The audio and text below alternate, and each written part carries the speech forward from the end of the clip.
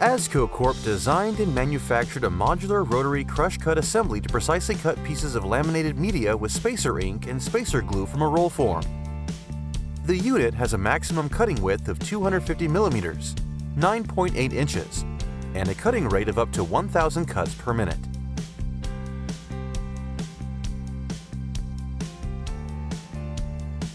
A gear, pulley, or direct motor drive can be applied to the unit shaft.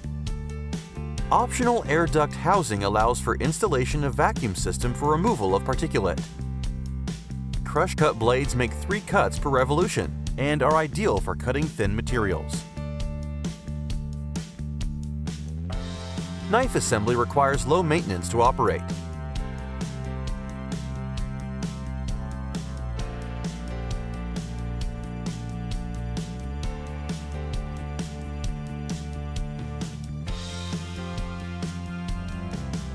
Please give us a call to discuss your application. Don't forget to follow and subscribe to our channels.